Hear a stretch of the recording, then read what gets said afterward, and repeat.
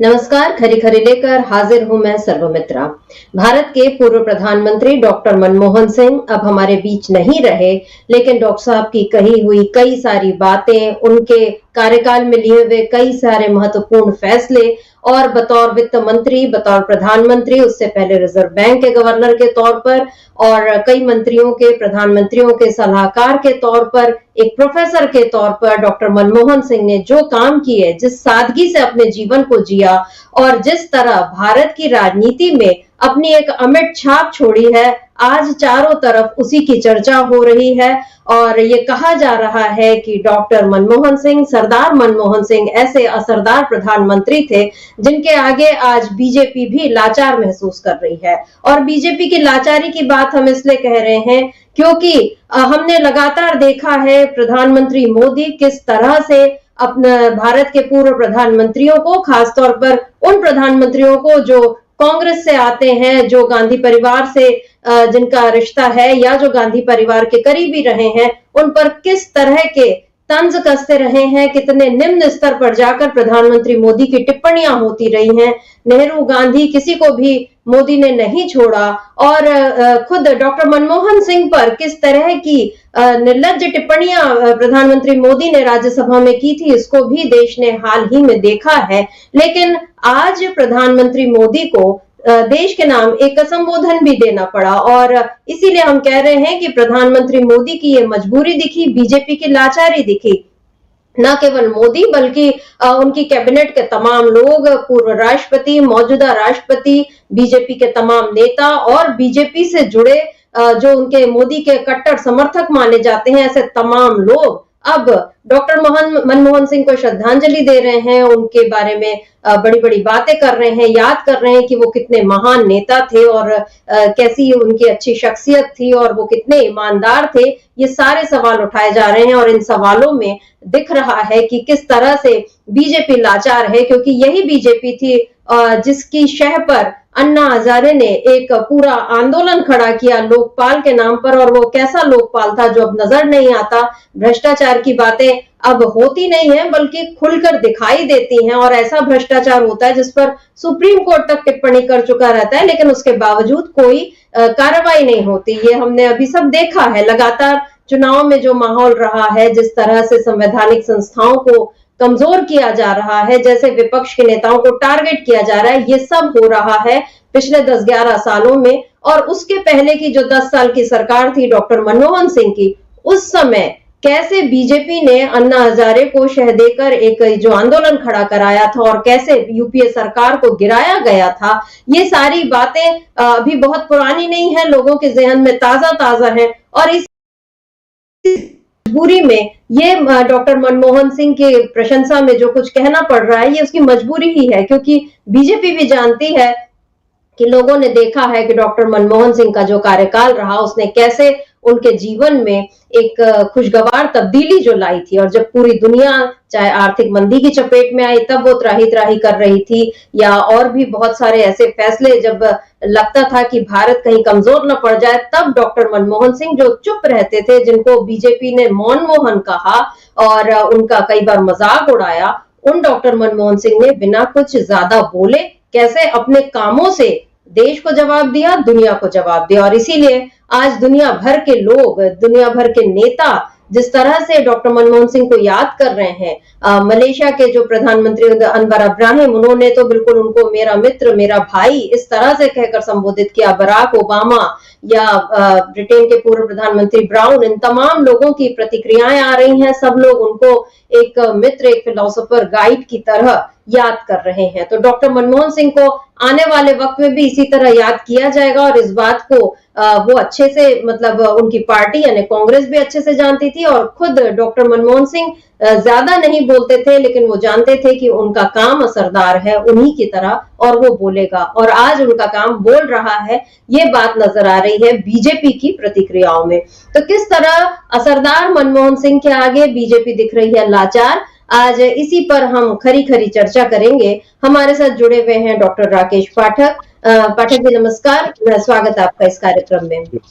एक दुख का पल है डॉक्टर साहब कि हम लोग डॉक्टर मनमोहन सिंह को याद कर रहे हैं और ऐसा नहीं है कि कल उनका जो निधन हुआ उसके बाद हम याद कर रहे हैं, बल्कि इन 10-11 वर्षों में बार-बार डॉक्टर साहब की कमी महसूस होती रही कि बतौर प्रधानमंत्री उन्होंने जो काम किया, देश को एक जो नई दिशा दी और इन 10 सालों में देश जिस तरह से पूरी तरह से भटक गया और हमने देखा कि प्रधानमंत्री मोदी किस तरह से न केवल कांग्रेस के पूर्व प्रधानमंत्रियों को और जो नेहरू गांधी परिवार के लोगों को, बल्कि उन्होंने डॉक्टर मनमोहन सिंह पर भी कीचड़ उछालने में कोई कमी नहीं छोड़ी।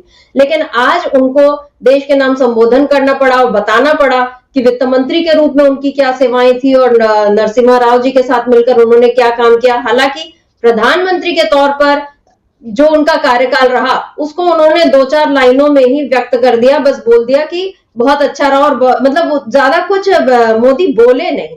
ये जो उनका नहीं बोलना था, ये भी क्या उनकी लाचारी थी, क्योंकि वो जानते हैं सच्चाई क्या है।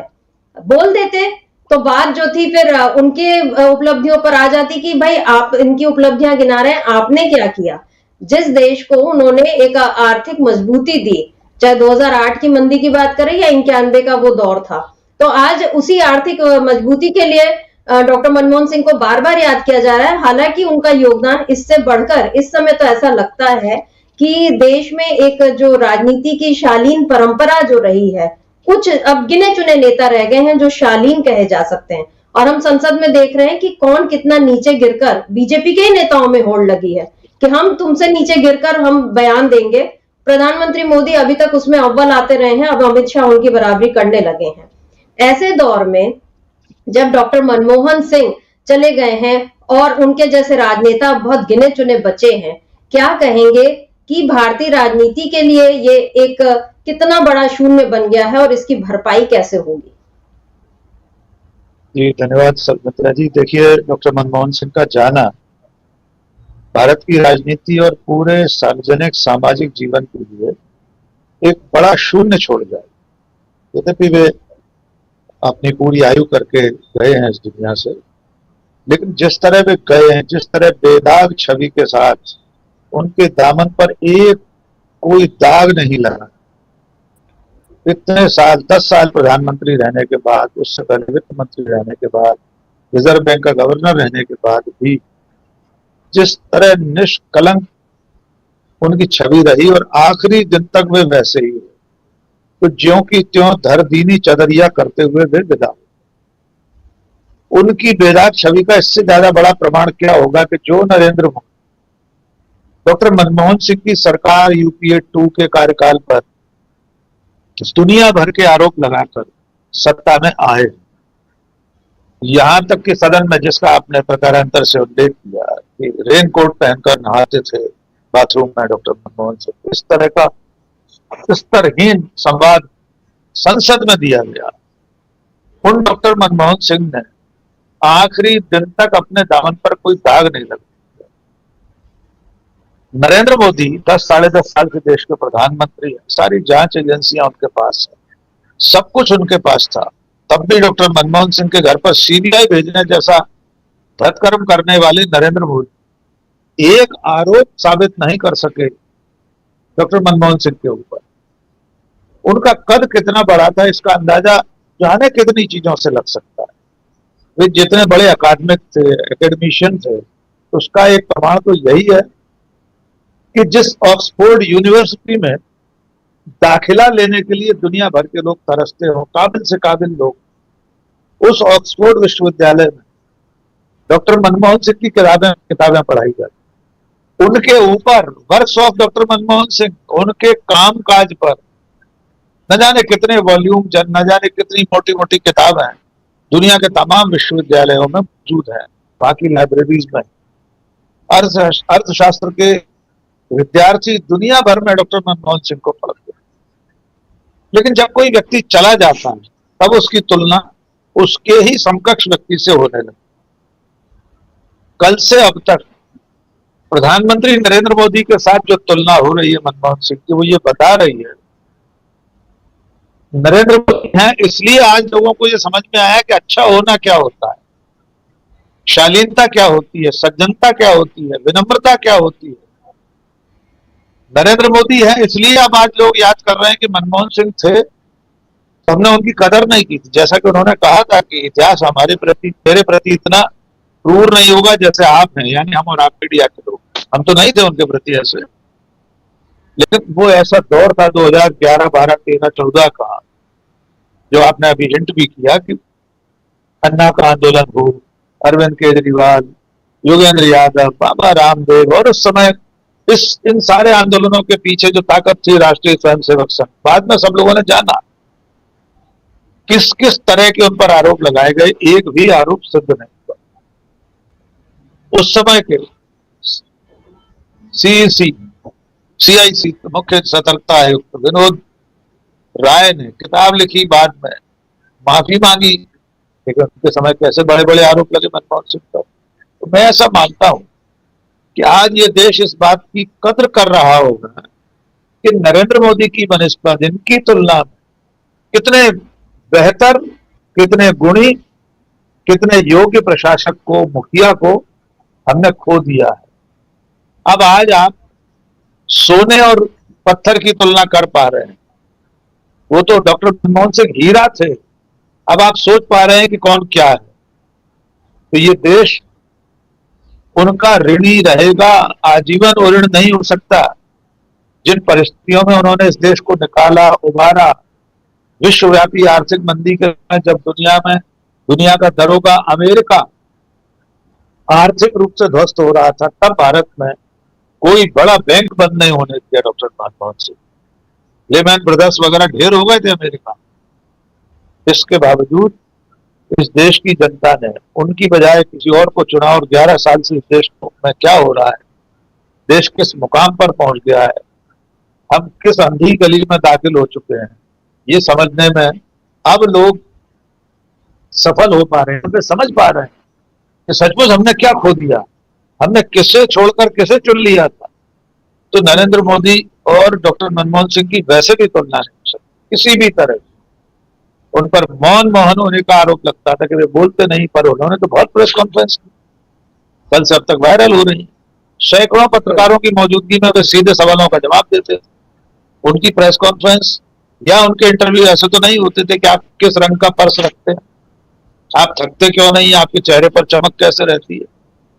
ऐसे ठकुर स्वाति वाले इंटरव्यू और प्रेस कॉन्फ्रेंस उनकी नहीं होती। आज जो व्यक्ति उस कुर्सी पर बैठा है वो तो टेलीप्रॉम्प्टर के बिना एक लाइन नहीं बोल पाता। 11 साल में एक प्रेस कॉन्फ्रेंस नहीं की, एक प्रेस कॉन्फ्रेंस की उसमें भी अमित शाह बोलते रहे, नरेंद्र मोदी ने एक सवाल का जवाब नहीं दिया। तो ये देश बहुत पछताएगा अपने चयन पर, जिसने मनमोहन सिंह की जगह नरेंद्र मोदी जैसे व्यक्ति को चुना। जी सर, बताइए।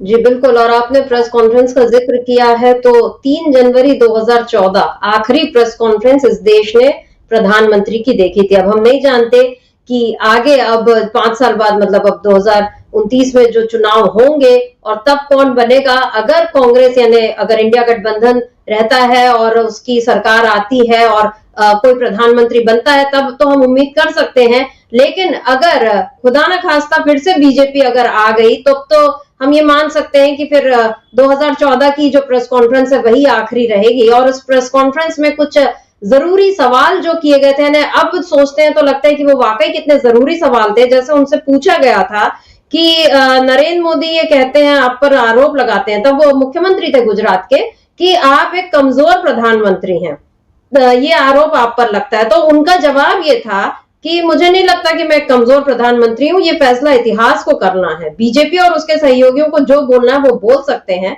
अगर आपके मजबूत प्रधानमंत्री बनने का मतलब अहमदाबाद की सड़कों पर निर्दोष नागरिकों का कत्ल है, तो मैं नहीं मानता कि देश को ऐसे प्रधानमंत्री की जरूरत है।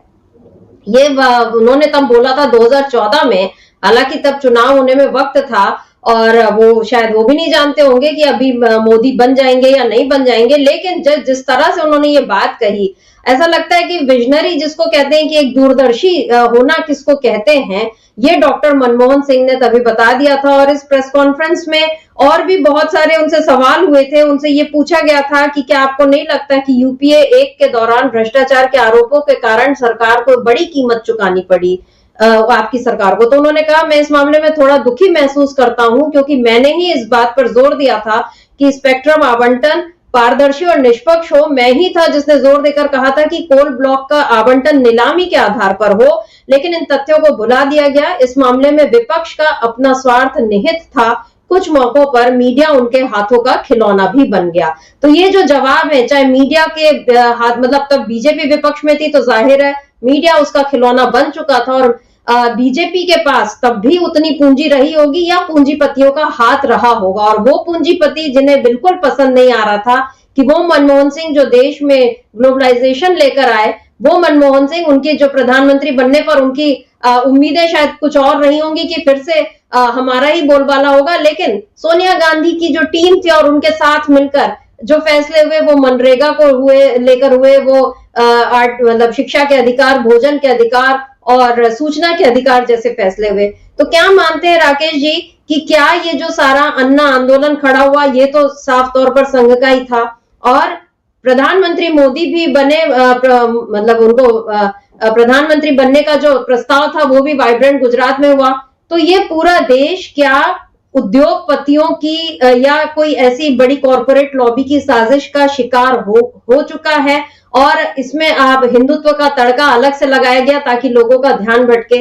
क्या लगता है आपको, क्या ऐसी ही साजिश की गई हिंदुस्तान के साथ और अब हिंदुस्तान समझ रहा है कि वाकई उसके साथ क्या छल हुआ है? मित्रा जी, मैं साजिश शब्द का इस्तेमाल नहीं करूंगा। राजनीतिक दांव पेंच, रणनीति, योजना ये मानी जा सकती है कि जब यूपीए 2 के आखिरी वर्ष थे तो corporate, Gujarat model, RSS, NGOs, इन सब लोगों ने मिलकर एक नैरेटिव सेट किया कि यूपीए की सरकार में बहुत भ्रष्टाचार है और प्रधानमंत्री मनमोहन सिंह कमजोर प्रधानमंत्री। तीसरा नैरेटिव बनाया कि रिमोट से चलते, जबकि सच्चाई ये है कि इनमें से तीनों में से एक भी बात सही नहीं। बिल्कुल ठीक कहा था उन्होंने इस प्रेस कॉन्फ्रेंस में कि अगर मजबूत होने का अर्थ नरसंहार करना है, उन्होंने नरसंहार शब्द का इस्तेमाल किया था, तो ऐसे मजबूत प्रधानमंत्री की इस देश को जरूरत है। दूसरा, वे विजनरी थे, आपने बिल्कुल ठीक कहा, कितने दूरदृष्टा थे। इसका प्रमाण ये भी है कि उन्होंने कहा था कि अगर नरेंद्र मोदी प्रधानमंत्री बनते हैं तो ये उस देश के लिए डिजास्टर साबित होंगे, आपदा। और सचमुच में नरेंद्र मोदी के 10.5 साल, अब तक 10.5 साल होने को जा रहे हैं, इस सरकार के लिए एक आफत, एक आपदा, एक विनाश की पटकथा ही साबित हो रही है। अब मैं एक अंतर और रेखांकित करना चाहता हूं सर। संयोग से हम सब लोग उस दौर के ही हैं। 2004 से लेकर 14 तक डॉक्टर मनमोहन सिंह प्रधानमंत्री थे। मैं बड़ी विनम्रता से कहना चाहता हूं, मैं उस दौर में 2004-5 में मैं नवभारत का संपादक था, बाद में मैं नई दुनिया का संपादक था। लगभग यूपीए के कार्यकाल में मैं नवभारत, नई दुनिया, प्रदेश टुडे जैसे अखबारों का संपादक था। ऐसा एक भी अवसर नहीं आया, ऐसी एक भी खबर नहीं आई जो हमारे अखबार में, जिस भी अखबार में मैं संपादक रहा, जो अखबारों के मालिक थे उन्होंने भी कभी भी सरकार या प्रधानमंत्री की आलोचना, मीमांसा की किसी को रोकने का कोई निर्देश नहीं। ये मैं इसलिए भी कह रहा हूं कि सरकार में बैठे लोगों की तरफ से भी ऐसा कोई अंकुश नहीं था। डॉक्टर मनमोहन सिंह, उस वक्त का सूचना प्रसारण मंत्रालय या प्रधानमंत्री के प्रेस सलाहकार पंकज पचौरी या संजय बारू, जो भी लोग रहे, कभी मीडिया पर यह अंकुश नहीं था कि सरकार की आलोचना न करें। यही वजह है कि पूरे दिन 24 घंटे अन्ना आंदोलन टीवी पर दिखाया जाता था, रामदेव के आंदोलन दिखाए जाते थे, उनके अनशन दिखाए जाते थे। निर्भया कांड हुआ तब दिन रात 24 घंटे टेलीविजन चैनलों ने दिखाया। आज क्या स्थिति है? आज का मीडिया प्रधानमंत्री कार्यालय की तरफ मुंह करके 24 घंटे बैठा रहता है। वहां से जो इशारा मिलता है वो दिखाया और छापा जाता है। देश की राजधानी की सीमा पर एक किसान नेता 30 दिन से अनशन पर बैठा है। 700 किसान मर गए थे 1.5 साल के उस वक्त धरने। मीडिया ने क्या भूमिका अदा की? ये अंतर है मनमोहन सिंह और नरेंद्र मोदी की सरकार का। अब आपका जो सवाल है कि क्या हमारा देश सचमुच में किसी बड़े संकट में फंस गया है, निश्चित तौर पर वो जो भी कुछ हुआ 2014 से पहले, जिस तरह के जन आंदोलन हुए, जिस तरह की एनजीओज ने, सामाजिक संस्थाओं ने भूमिका अदा की, जिस तरह वो कौन सा भ्रष्टाचार विरोधी संगठन था, इंडिया अगेंस्ट करप्शन, लोकपाल, कहाँ है लोकपाल सर जी? कोई देश में पूछ रहा है लोकपाल कहाँ है? एक और अंतर था, उस वक्त की सरकार लोक लाज का ध्यान रखती, वो नैतिकता की ऐसी मारी हुई थी कि आरोप लगता था किसी मंत्री पर तो डॉक्टर मनमोहन सिंह, सोनिया गांधी, ये सब लोग मिलकर इस्तीफा ले लेते थे मंत्रियों। इस्तीफा ही नहीं लेते थे, मुकदमा दर्ज होता था और जेल जाते थे केंद्रीय मंत्री। दी राजा जेल, कई और लोग जेल गए, कई और इस्तीफे। लेकिन पिछले 10 साल में नैतिकता नाम की चीज का भारत की राजनीति में कोई स्थान नहीं बचा। राजनीतिक शुचिता की हालत यह है कि नरेंद्र मोदी की सरकार पर पिछले 10 सालों बड़े से बड़े भ्रष्टाचार के आरोप लगते, पेगासस से लेकर, राफेल की डील से लेकर, इलेक्टोरल बॉन्ड से लेकर, नोटबंदी के घोटाले तक, कितने घोटाले हैं, इतनी लंबी फहरिस्त है कि हम लोग चर्चा करें तो कई घंटे उस पर निकल जाए। लेकिन नैतिकता के आधार पर नरेंद्र मोदी की सरकार में इस्तीफे नहीं। इस कदर बेशर्मी लाद रखी है सरकार, खुद प्रधानमंत्री ने, कि किसी तरह की लोकलाज की चिंता उन्हें नहीं, जबकि लोकतंत्र लोकलाज से चलता है, जनता की आंखों में जो शर्म है उससे चलता है, जनता को जवाबदेह होना पड़ता है। जनता की कोई जवाबदेही नहीं है सरकार। तो मैं ऐसा मानता हूं कि देश सचमुच उस कगार पर पहुंच गया है, उसके अंदर दाखिल हो गया है, जिसकी आशंका डॉक्टर मनमोहन सिंह ने जताई थी कि अगर नरेंद्र मोदी प्रधानमंत्री बनेंगे तो इस देश के लिए डिजास्टर साबित हो, और वे साबित हो गए। ये देश शायद देर से समझेगा इस बात को, अभी नहीं समझेगा जी। अभी तो देश एकदम धर्मोन्मादी हो चुका है। हम देख रहे हैं कि रघुपति राघव राजाराम गाने पर भी अब हंगामा अगर होने लगा है, तो हम समझ सकते हैं कि मोदी इस देश को कैसा बना चुके हैं और कितना जहर जो है वो कितना भीतर तक बोया जा चुका है। और ये भी दिख रहा है कि आपने जो एक बात कही लोकलाज की, और दूसरी जरूरी बात जो होती है शालीनता की। अब हम देखते हैं जैसे डॉक्टर मनमोहन सिंह की सरकार जब यूपीए 1 में जब जिस तरह से जो अमेरिका के साथ न्यूक डील जो होना था और उस पर वाम दल जैसे अलग हुए, तो वो ठीक है। कांग्रेस के साथ इन्हें गठबंधन में दरार आई, गठबंधन का एक धड़ा जो है वो अलग हुआ, लेकिन कभी भी हमने ये नहीं सुना कि वाम दलों की ओर से प्रधानमंत्री मनमोहन सिंह के लिए कोई अशिष्ट शब्दों का इस्तेमाल हो, या सोनिया गांधी के लिए किसी तरह की टिप्पणी हो, या वाइसा वर्सा, या इन लोगों की ओर से उधर कोई टिप्पणी हो। कहीं कोई कड़वाहट इस तरह की नहीं दिखी। सैद्धांतिक वैचारिक आधार पर जो मतभेद थे उस पर बात होती थी। लेकिन अब हम देखते हैं कि इस कड़वाहट और खुलकर अपनी नफरत का इजहार करने की कोई सीमा ही नजर नहीं आ रही है। और अब हम जो बात कर रहे हैं राकेश जी की, जो बीजेपी जिस तरह से लाचार दिख रही है, कल बेलगावी का जो अधिवेशन हुआ और उसमें ये नजर आ गया था कि जैसे खड़गे जी ने ऐलान कर दिया था कि हम अपनी आखिरी सांस तक हम लड़ेंगे गांधी नेहरू अंबेडकर की विचारधारा के लिए, उन्होंने कहा। और एक कांग्रेस एक बड़ा प्लान बनाने की तैयारी में है, और हो सकता है कल की बैठक में उसने अंदर बनाए भी हो, अभी उतनी जानकारी सामने नहीं आई। आज जैसे ही कल उनकी खबर आई कि डॉक्टर मनमोहन सिंह नहीं रहे और कांग्रेस ने अपने सारे कार्यक्रम रद्द कर दिए, और आज जो रैली निकलनी थी वो भी रद्द हो गई है। 3 तारीख के बाद अब सारे कार्यक्रम होंगे। और इस बीच कर्नाटक में एक जरूरी काम ये हो गया कि वहां की सरकार ने डॉक्टर मनमोहन सिंह के नाम पर एक रिसर्च सेंटर की स्थापना और वो उसकी एक घोषणा भी कर दी है कि उनके नाम पर एक शोध का वो कार्यक्रम होगा। ये भी एक घोषणा आ गई है। इधर नीतीश कुमार ने अपनी रैली जो है, जो यात्रा वो निकाल रहे हैं, वो रद्द कर दी। तो क्या ये सारी चीजें होने के वजह से ही मोदी को राष्ट्र के नाम पर संबोधन भी करना पड़ा, यानी राष्ट्र के सामने अपने मन की बात रखनी पड़ी, और जबकि आज रविवार नहीं है और आखिरी रविवार नहीं है, फिर भी मोदी आए और उन्होंने अपनी बात कही। और ये बीजेपी ने जिस तरह से अब जो तमाम नेता उसके जो श्रद्धांजलि दे रहे हैं और जैसी बातें कर रहे हैं, क्या ये कांग्रेस की बढ़ती ताकत के आगे बीजेपी की मजबूरी दिख रही है आपको? बीजेपी तो लगातार लाचार होती जा रही है। राहुल गांधी अपनी कांग्रेस बना रहे हैं, संगठन में बदलाव होने वाला है, लगातार मोर्चा ले रहे हैं संसद से लेकर सड़क तक। आज डॉक्टर मनमोहन सिंह के विदा होते समय पूरे देश में जो प्रतिक्रिया है वो भी नरेंद्र मोदी और बीजेपी की लाचारी को बढ़ाने का काम करते हैं। पूरे देश में जिस तरह कांग्रेस के विरोधी भी, कांग्रेस से समर्थ रहने वाले लोग भी डॉक्टर मनमोहन सिंह को याद कर रहे हैं, वो ये बता रहा है कि नरेंद्र मोदी समझ गए हैं कि उनका कद क्या है और मनमोहन सिंह क्या थे।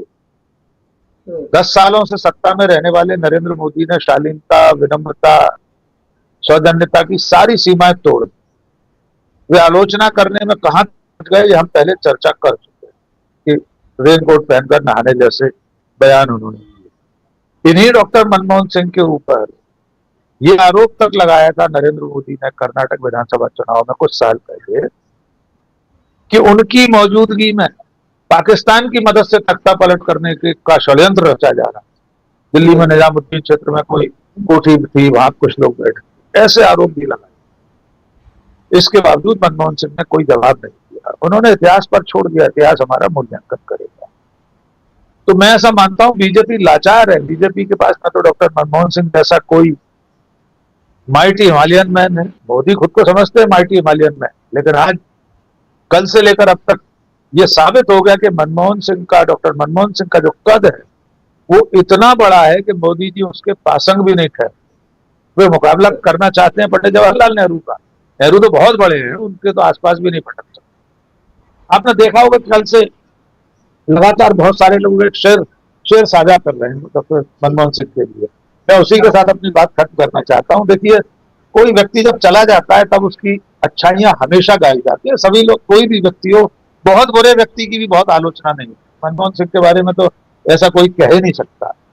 सबसे बड़ी चीज उनके व्यक्तित्व की ये थी कि वे 10 साल प्रधानमंत्री रहते हुए भी एकदम डाउन टू अर्थ, वे जमीन से जुड़े हुए व्यक्ति थे। वे उस तरह के राजनेता नहीं थे, वे जमीनी राजनेता नहीं थे, लेकिन जमीनी व्यक्ति थे। उनकी शख्सियत इतनी सहज और साधारण थी कि एक बीजेपी का मंत्री उत्तर प्रदेश में, भूतपूर्व IPS, उन्होंने जो लिखा है कि डॉक्टर साहब ने क्या कहा गाड़ी को लेकर, हम सब जानते हैं मारुति उनके पास हमेशा रही। तो उनके लिए जो लिखा जा रहा है, बहुत सारे लोगों ने वो शेर लिखा है, वही इस वक्त उनके लिए सबसे ज्यादा समीचीन होगा।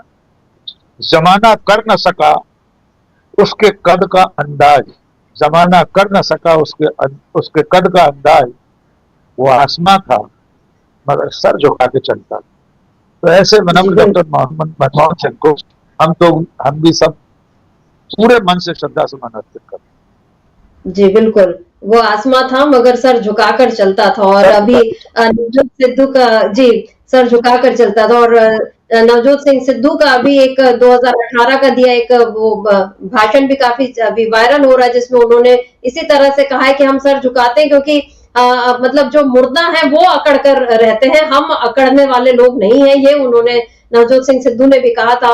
अभी हम स्क्रीन पर देख रहे हैं कि तमाम ये JP नड्डा पहुंचे हैं, श्रद्धांजलि दे रहे हैं और सारे लोग पहुंचे हैं। खबर है कि कल 9:30 बजे AICC हेडक्वार्टर से उनका निकलेगा, उनकी अंतिम यात्रा शुरू होगी और फिर अंतिम संस्कार होगा शनिवार को। ये डॉक्टर मनमोहन सिंह के बारे में अभी जो जानकारी आई है। डॉक्टर फारूक अब्दुल्ला उनके साथ काम भी कर चुके और देश के उस दौर के लीडर, जिस दौर में जो शालीनता की बात हम करते हैं और एक राजनीतिक शिष्टाचार जिसको सबसे ज्यादा अहमियत दी जाती थी, डॉक्टर फारूक अब्दुल्ला कश्मीर के नेता, और क्या कुछ कहा है उन्होंने डॉक्टर मनमोहन सिंह के बारे में, सुन लेते हैं। कि हमारे भाई पंडित भाई जो यहाँ से गए थे और किसी ने भी कोई बड़ा कदम उठाया उनको वापस लाने का, उनकी मुश्किलात को जम्मू में दूर करने का, वो मनमोहन सिंह जी की हुकूमत में उन्होंने किया। करीबन 3000 से ज़्यादा शायद उनके बच्चों को यहाँ नौकरी दी कि वो घर आ सकें। उनके लिए जगती जैसा एक कॉलोनी खड़ी जहाँ वो आराम से रह सकेंगे जब तक वापस आ सकें। उनकी बहुत सी बातें हैं। मैं तो समझता हूँ इकबाल का शेर बहुत सही है, निगाह बुलंद नज़र परसोज है रख्त सफ़र मेरे कारवां के लिए। ऐसे लोग बहुत कम पैदा होते हैं और वही जो काम करते हैं उन्हीं के बारे में क्रिटिसिज्म होता है। और अल्लाह से मांगता हूँ कि उनके घर वालों को, उनकी बेगम को, उनके बच्चों को शांति दे, कि वो दुख बर्दाश्त कर सके। ये डॉक्टर फारूक अब्दुल्ला दिख रहा है कि वाकई कितने दुखी हैं। और जो जम्मू कश्मीर के बारे में उन्होंने कहा कि हमारे पंडित भाइयों को बसाने का जो काम उन्होंने किया है, तो ऐसे बहुत सारे बड़े बड़े काम जो बड़ी खामोशी से डॉक्टर मनमोहन सिंह और उनकी सरकार वो कर गई। और हालांकि अब ये कांग्रेस की, अब हमको ऐसा लगता है कि शायद कमी थी। अगर उसने भी इतना ही प्रचार तंत्र अपना मजबूत किया होता तो शायद आज बीजेपी को ये सारी बातें जिनका वो श्रेय लूटती रही है कि हमने ये किया, वो शायद उसमें थोड़ा सा कमजोर पड़ती बीजेपी। कांग्रेस को अपनी इस कमी पर विचार करना चाहिए, ऐसा हमारा मानना है। पवन बंसल जो डॉक्टर मनमोहन सिंह के कार्यकाल में उनके में कैबिनेट मंत्री भी थे, उन्होंने क्या कुछ कहा है डॉक्टर साहब के बारे में, सुन लेते हैं। और एक ऐसा बड़ा आज नुकसान हुआ है कि एक महान शक्ति जो हिंदुस्तान की थी, जो इतनी सादगी के साथ, इतनी नम्रता के साथ रहते, उनके पद इतने बड़े उन्होंने हासिल किए थे लेकिन उन पर कोई असर नहीं था। बिल्कुल नम्रता से सबसे बात करते, कैबिनेट की मीटिंग्स में जब होते एक एक मंत्री बीच में बैठे होते थे, किसी का भी विषय होता लेकिन सभी से राय लेके उस पर बात करते थे। एक कंसेंसस में, एक आपसी मेल जोल के साथ जो माहौल बने, उससे फैसला हो उसमें मानते थे। अपना फैसला किसी पे कोई थोपते नहीं थे। कम शब्द बोलते थे लेकिन उनकी बात में दम था, वजन था। वो काम करते थे, बोलते नहीं थे, किसी चीज़ का दिखावा नहीं था, बस अपने काम पे लगे हुए थे। एक कर्मयोगी थे, एक युग पुरुष थे वो, सही मायने में देश के। राकेश पाठक जी क्या कहेंगे? फारूक अब्दुल्ला की बात भी आपने सुनी, पवन बंसल भी, वो पवन बंसल तो उनके साथ काम किया और उन्होंने कहा कि अपने फैसले किसी पर थोपते नहीं थे, किसी भी मंत्रालय का हो, लेकिन वो सबसे राय मशविरा करते थे। आज जब हम देखते हैं कि मोदी के लिए तो कहा यह जाता है कि चाहे ट्रेन को झंडी दिखाना हो तो भी मोदी ही करेंगे, और नोटबंदी का फैसला हो तो भी वही करेंगे, और विदेश यात्राओं पर जाना है तो भी वो वही जाएंगे। मतलब वो अपने आगे किसी को न करने देते हैं न टिकने देते हैं। क्या कहेंगे इन दोनों की बातों पर? का इस्तेमाल किया पवन बंसल ने, कर्मयोगी। डॉक्टर मनमोहन सिंह सच्चे कर्मयोगी थे। उनका पूरा जीवन कितना संघर्षों से भरा रहा। बचपन में विभाजन के बाद आए, दिल्ली रेलवे स्टेशन पर सोए, किस किस तरह से पढ़ाई की, कहाँ तक पढ़े। उनका एकेडमिक कैरियर पूरा देखेंगे तो रोंगटे खड़े हो जाए सोचकर कि कोई व्यक्ति कितना शिक्षित हो सकता है, कितना पढ़ा लिखा है। लेकिन सबसे बड़ी बात यह है, डॉक्टर मनमोहन सिंह ने अपने जीवन के, अपने निजी जीवन के संघर्ष को सार्वजनिक जीवन में, राजनीतिक जीवन में भुनाने की कोशिश कभी नहीं। उनका एक कोई ऐसा भाषण दिखा दीजिए जिसमें वे ये बता रहे हो कि वे रेलवे स्टेशन पर सोए थे, प्लेटफॉर्म पर उनकी माँ परिवार ने किस तरह संघर्ष किया था, कभी आपने नहीं सुना होगा। किस तरह लैंप पोस्ट के नीचे पड़े हुए, कहाँ से किताबें जुटाते थे, क्या क्या नहीं संघर्ष उनके जीवन। दूसरी तरफ हमने देखा है कि नरेंद्र मोदी ने अपने बचपन से लेकर अभी तक के जीवन की कैसी कैसी कहानियां सुना रखी हैं, जिनमें से ज्यादातर झूठ। उनका ये कहना भी बहुत ज्यादा चिंताजनक है कि उनकी माँ बर्तन माँ, 7-7, 6-6 जवान बेटों के अगर माँ बर्तन मांजती थी तो ये उन बेटों के लिए शर्मिंदगी की बात। तो मैं ऐसा मानता हूँ डॉक्टर फारूक अब्दुल्ला ने जो कहा, पवन बंसल ने जो कहा, वो उनके व्यक्तित्व का एक पक्ष। डॉक्टर मनमोहन सिंह बहुआयामी व्यक्तित्व के थे इस मायने में कि उनकी प्रशासनिक पकड़ आप देखिए, उस समय उन्होंने नौकरशाही के लिए किया, 6वां और 7वां वेतन आयोग दिया उन्होंने। आप सोच सकते हैं कि उस समय भारत की जो मशीनरी थी, प्रशासनिक जो तंत्र था, उसके लिए कितना बड़ा और निर्णायक कदम था। उनके समय जितने सुधार हुए, लोकतांत्रिक सुधार हुए, सूचना के अधिकार से लेकर भोजन का अधिकार, कामकाज का अधिकार, मनरेगा, कितनी ऐसी चीजें, न्यूक्लियर डील का आपने जिक्र किया। वे अडिग थे अपने फैसले पर, वे झुके नहीं। उन्होंने कहा सरकार भी चली जाए तब भी इस फैसले को नहीं बदले। कितने ऐसे इतने सारे फैसले हैं। और जो टीम वर्क की बात पवन बंसल कह रहे हैं, सबसे सलाह मशवरा करके काम करते थे, आपने ठीक कहा। नरेंद्र मोदी तो चूंकि खुद को अवतार समझते हैं, नॉन बायोलॉजिकल हैं, इसलिए उन्हें नोटबंदी करते समय भी किसी से नहीं पूछना होता। जीएसटी के विधि विधान बनाने में उन्हें किसी से नहीं पूछना। लेकिन एक लोकतांत्रिक राष्ट्र राज्य में, एक लोकतांत्रिक व्यवस्था में प्रधानमंत्री मंत्रियों के बीच में से एक होता है, उसके लिए कोई अलग से वो पदनाम नहीं है। देखा जाए तो प्रधानमंत्री पदनाम है, लेकिन वो मंत्रियों के समकक्ष है, वो उनमें से एक है। तो मनमोहन सिंह इसी भावना से काम करते थे कि मेरे सारे मंत्री मेरे बराबर है, मेरे समकक्ष है, मैं बस उनका लीडर हूं। तो फैसले करते समय, प्रशासनिक फैसले हो या राजनीतिक फैसले हो, जैसे कि मैंने शुरू में कहा, वे राजनीतिक व्यक्ति नहीं थे, वे प्रशासक थे, वे एकेडमिशियन थे, वे दूरदृष्टा थे, वे देश को आर्थिक सुधारों की राह पर लेकर आए थे, पहले वित्त मंत्री के रूप में, फिर प्रधानमंत्री के रूप में। तो उनके कामकाज को, उनके पूरे जीवन को, उनके योगदान को इस देश का आने वाला कल दशकों तक, सदियों तक याद रखेगा। पूरी दुनिया से जो प्रतिक्रिया आ रही है, आप देख लीजिए उस वक्त भी डॉक्टर बराक ओबामा ने क्या कहा कि जब डॉक्टर मनमोहन सिंह बोलते हैं पूरी दुनिया सुनती है। आज हमारे देश के प्रधानमंत्री टेलीप्रॉम्प्टर देखकर बोलते हैं। जो बाइडेन के साथ राष्ट्रपति भवन में मिलते हैं तो डायरी रखकर बैठते हैं, उसमें से पढ़कर 4 लाइनें बोलते हैं। यानी एक साधारण अनौपचारिक 4 वाक्य भी बिना डायरी के नहीं बोल सकते। उनसे तुलना करना डॉक्टर मनमोहन सिंह की, मैं समझता हूँ बहुत ही, वे तुलना के लायक कहीं भी नहीं है, दूर दूर तक नहीं। और मैं सिर्फ इतना कहना चाहता हूँ, जो नवजोत सिंह सिद्धू ने कहा था, जैसे कि उन्होंने शेर पढ़ने में कुछ थोड़ा सा गलती की है, वो बोलते इस तरह से है, परिंदों को मिलेगी मंजिल, ये उनके फैले हुए पर बोलते हैं, वही लोग रहते हैं खामोश अक्सर, जमाने में जिनके हुनर बोलते हैं। तो डॉक्टर मनमोहन सिंह का हुनर बोल रहा है, सदियों बोलेगा। इस देश को आर्थिक मंदी के समय में बचाकर निकाल ले जाने वाले व्यक्ति, इसलिए उन्हें किसी की गवाहियों की जरूरत नहीं, किसी सबूत गवाह की जरूरत नहीं। उन्होंने जो किया वो काल के कपाल पर, समय की शिरा पर सोने के अक्षरों से लिखा रहेगा और सदियों तक चमकता रहेगा।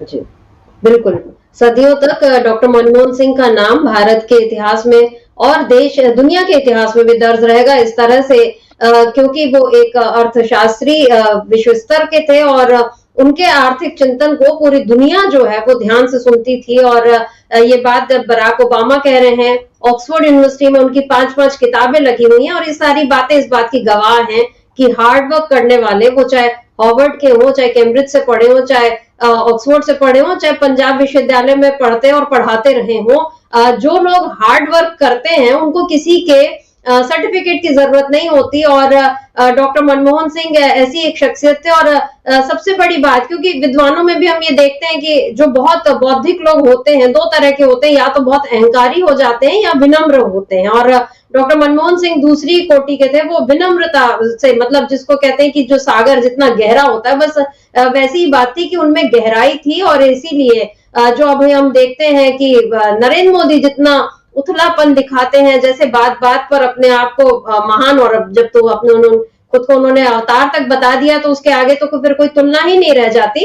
लेकिन फिर भी मोदी से डॉक्टर मनमोहन सिंह की तुलना इस मायने में तो हो ही रही है कि ये भी 10 साल प्रधानमंत्री रहे और इनका अब 11वां साल चल रहा है। मोदी इस बात पर खुश हो सकते हैं कि वो इनसे एक कदम आगे बढ़ चुके हैं। लेकिन सोचने वाली बात यह है कि डॉक्टर मनमोहन सिंह के सामने जब देश के जो अरबपति, उद्योगपति भी खड़े होते थे तो वो हाथ बांधे खड़े होते थे, और यहाँ प्रधानमंत्री की पीठ पर हाथ रखने से भी गुरेज नहीं होता है। ये एक फर्क है जिसको देख चुका है भारत, देख चुकी है दुनिया, और इतिहास भी देख रहा है। और इतिहास में डॉक्टर मनमोहन सिंह का नाम किस तरह से दर्ज हो चुका है, कितना काइंड, वो जो उन्होंने कहा था कि history will be kinder than media, तो वो दिख रहा है कि आज जिस तरह से लोग उनको याद कर रहे हैं, सबको ऐसा लग रहा है कि उनके बीच का एक, जैसा घर का कोई बुजुर्ग जिसका हाथ उन सबके सिर पर रहता है, वो चला गया है, एक वैसा एहसास हो रहा है, वैसा खालीपन आज लग रहा है। और बीजेपी को जरूर, अगर मोदी कभी आत्मचिंतन करें, योगी खुद को बोलते रहे हैं, कभी किया होगा उन्होंने आत्मचिंतन, तो वो सोचेंगे कि अपनी राजनीति, अपनी सत्ता बचाने के लिए उन्होंने अपने स्तर को जो गिराया है, क्या उस पर उसकी वो कोई भरपाई कर पाएंगे या नहीं। तो राकेश पाठक जी, बहुत बहुत शुक्रिया आपका आज की इस चर्चा में जुड़ने के लिए, बहुत बहुत शुक्रिया। और धन्यवाद, शुक्रिया आप तमाम दर्शकों का जो आप हमारे साथ जुड़े और आपने इस चर्चा को ध्यान से सुना। आगे भी आप बने रहिए डीबी लाइव के साथ और देखते रहिए डीबी लाइव। नमस्कार।